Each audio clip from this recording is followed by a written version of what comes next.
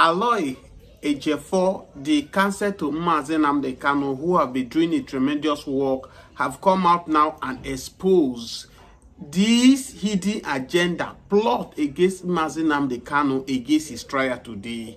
I want you people to take your time and watch this video. As you are watching this video, share this video to your contact, because the victory is here. As I keep saying it on this channel without fear of anybody, that Nnamdi Kanu is not the problem we are facing.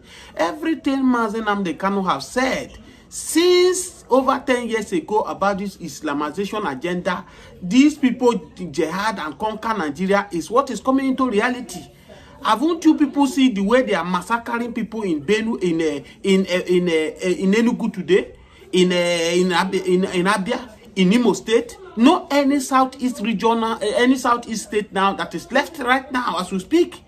The way and manner these people are coming to the southeast soil and massacre people. When I told you people that Nnamdi Kanu was the only messiah of the southeast, because if we don't do the ESM that they are fighting him now, in the court of law, that he doesn't have the right to form the ESM that he formed, southeast will have been more worse than what is happening in Benue as we speak today, because the Efulefu leaders in the southeast refuse to do the needful to protect the people. Rather, all they are protecting is about all their interest, not the interest of the Igbos. And that's why you can see now with what is happening in the southeast now. Yesterday there was a devastation issues causing chaos in Abia State, where people were running enter-skater because the Fulani men, they came with anger, they unleashed their anger on the people. As we speak right now, I want you people to listen to, because he has blown what I need to hear. You need to hear what Aloy Ejimako has said in this video. He analyzed it and exposed all their secret agenda, why they are holding Nnamdi Kanu, why they have refused to let him go. I want you people to take your time and watch this video. When I was saying it, people say I don't know what I'm saying. I should stop talking about Biafra. We are sending me threatening message. You don't buy data for me. I have every right to talk. I will also show you people the video after Aloy Ejimako, where Nigerian military were dialoguing with these Fulani headmen. And these Fulani headmen, who is well known, are threatening the federal government, that if federal government refuse to be calling them terrorists, that they will keep unleashing their killings on Nigerians. I will listen to Aloy Ejimako, how he exposed everything ahead of today's trial, and keep up to date. That will keep giving you people the latest what is happening in court today. Don't forget that Nnamdi Kanu is appearing in court today. Watch this video and share this video. Observe the basic protocols by acknowledging the ambassadors for self-determination, the coalition of Biafran sons and daughters, the Friends of Biafra, gathered here today at the Washington Press Club, Washington, D.C., United States. I'm highly honored to be called upon to address you on the very important agenda of the day. But before I do that, let me thank the ambassadors for self-determination, the organizers of the event. My profound thanks to the two men behind this powerful organization, the two brothers. I call them the A-team, the Wankwo brothers, Ben and Evan. I thank you so much for bringing this event to fruition. Well, let me begin by saying this. Ben and Evans have been at the front line of propagating the cause for self-determination, defending human rights in Nigeria, and calling for the release of Nnamdi Kanu, who is the subject matter of this very event today. Of course, the other subject matters, such as the right to self-determination and the persecution that is being levied against Christians in Nigeria in this current era. Ben and Evans, I thank you, and I thank all those who are behind you, seen and unseen, and your professional crew, and all that, and so many other people that I really do not want to mention here. So having said that, I would not burden you with slogans or sloganeering. I will not tell you what you know already. I will tell you what you don't know. Or what you know but you don't know all of it. So today I'm wearing two hats. I'm speaking on behalf of Nnamdi Kanu. I'm also speaking on my own behalf. My name is Aloy Ejimako. I'm the special counsel to Nnamdi Kanu and the indigenous people of Biafra. And I'm speaking to you from a location in Nigeria. The man, Nnamdi Kanu, is well known. He's everywhere. He's on Wikipedia. He's an internationally acclaimed freedom fighter.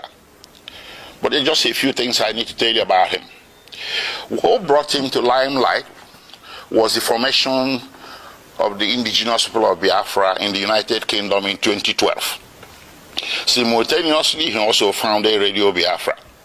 And these two organizations were aimed at one thing: liberation for the people of Biafra, or restoration of the former Republic of Biafra that went defunct in 1970. The right to self-determination is a right that is guaranteed internationally, domestically, and continentally. It's within the black letters of Nigerian law at Article 20 of the African Charter on Human and People's Rights. The right to self-determination is guaranteed. So the formation of IPOB did not break any law. Not laws of United Kingdom, not international law, not Nigerian law. But guess what? When Nnamdi Kanu, who was born in Nigeria, but who acquired British citizenship later on, came to Nigeria in October 2015, the government of President Muhammad Buhari, which had come to power in May, decided to arrest him. He was not arrested between 2012 and 2015 because the government of the day at that time understood that self-determination is not a crime. But the government that came into power in 2015 in May decided that self-determination is going to be treated as a criminal activity. So he was arrested in Lagos. He was charged for treason, also for insulting the president and illegal importation of radio equipment. 3 charges. The treason one, they split it into 2, treason by himself and treason by conspiracy. This thing went on from 2015 until April 2017, when he was eventually granted bail. So he was detained for nearly 18 months. After granting him bail, he returned to his ancestral home in the southeastern part of Nigeria, and he was enjoying his bail when suddenly,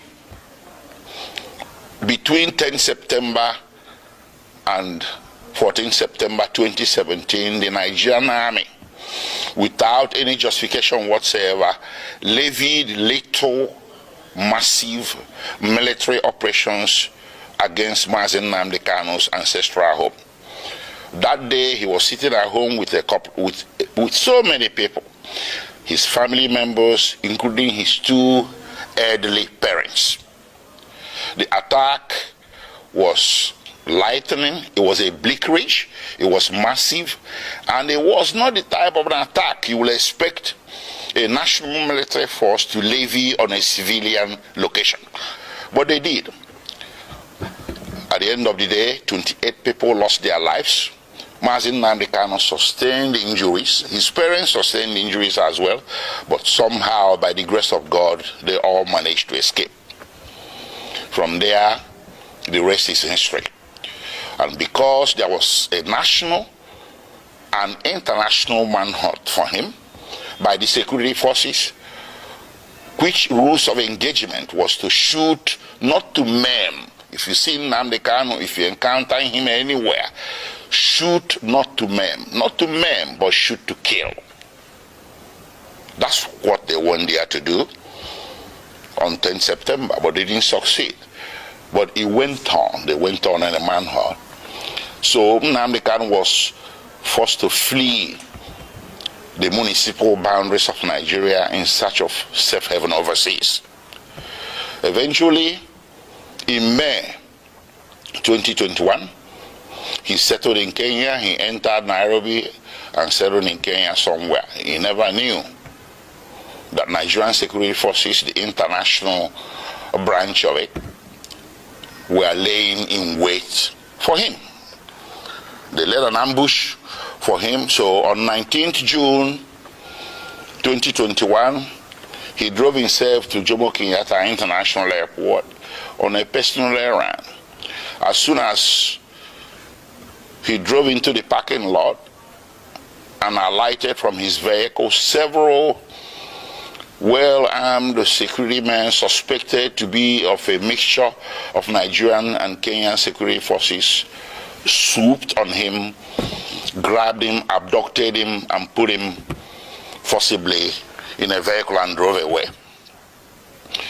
Well, they didn't take him to the police station. They didn't take him to immigration because he was a foreigner. He should have been taken to immigration. They didn't take him to any official law enforcement facility. They took him to a secret location in Nairobi, a non-official secret location. So in effect, they disappeared him. And they kept him at that secret location for a whole 8 days. And those 8 days he endured horrendous torture. All these are matters of record between the various tribunals and courts before whom this matter has been brought. I cannot begin to give you all the details. Horrendous torture in violation of basic human rights, in violation of the laws of Kenya, Nigeria, and the international community. When Nnamdi Kanu was abducted on 19th June 2021, the proper thing that should have been done is to take him to a police station, from there to a court. And then if you wanted him back in Nigeria, you subject him to what is called extradition proceedings.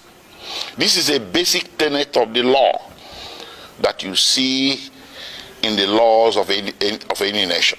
Kenya has an extradition act to which Nnamdi Kanu should have been subjected. But guess what? They didn't do that. They rather disappeared him for 8 days, tortured him to their heart's content. And on 27th June, they secretly brought him out from this location and took him through the back doors, evading Kenyan immigration, direct to the tarmac of Jomo Kenyatta International Airport, Nairobi, where a private plane was waiting. They bundled him into the plane, chained him to the chair, and everything. He endured 5-6 hours flight from Nairobi to Kenya in the most excruciating circumstances. They arrived in Nigeria late in the evening and the plane flew to Nairobi. They took him to the headquarters of the National Intelligence Agency in Abuja, where he spent the first night with all the lights left on to assure his maximum discomfort. The following day, they transferred him to the headquarters of Directorate of State Security in Abuja. And on the third day, they brought him before the Federal High Court in Abuja. The Federal High Court was well aware that Nnamdi Kanu has counsel of record. It was an open case, it wasn't a new case, a pre-existing case. But the Federal High Court decided to conduct the arraignment in violation of his constitutional right to counsel. And that arraignment led to the indefinite detention with which we are struggling today. Yes, ladies and gentlemen of the press, what I said and what my two colleagues have said can be summarized as follows. One, recall that Nnamdi Kanu's case was commenced almost over 9 years ago when he was first arrested in Lagos. Recall also that he was there in charge of offences relating to his broadcast on Radio Biafra from his location in London. You can imagine what it means for someone to be on an endless trial that never really happens for almost 10 years and being detained without conviction for 18 months, initially from 2015 to 2017, and again for over 3.5 years from 2021 to the present day. This alone is a gross injustice of its unique kind. 2, it's also to be recalled that after Nnamdi Kanu was freed on bail, Nigeria's army levied these lethal attacks against him that drove him into exile, involuntary exile, from which he was also renditioned in 2021. And recall the decision made in 2018 by the African Union that everything that has happened to the IPOB from 2017 to that very date, and of course much worse happened after. Recall that those things were declared illegal and unlawful, and as having violated the African Charter at a continental scale.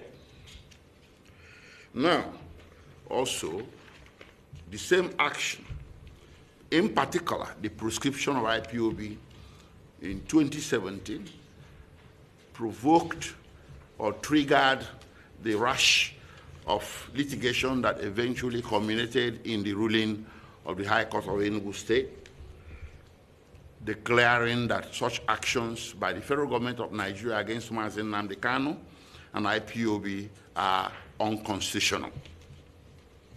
So the question to ask is this: why is it that the IPOB, being of Igbo stock, it is not us as legal team making allegations? We have rulings of the international community. In the same vein, we have rulings of municipal courts in Nigeria indicating that what is happening to IPOB is nothing more than an ethnic-driven persecution. 3, now having survived the lethal attacks and having survived this many years in enforced exile, and having undergone all these tribulations and travails, and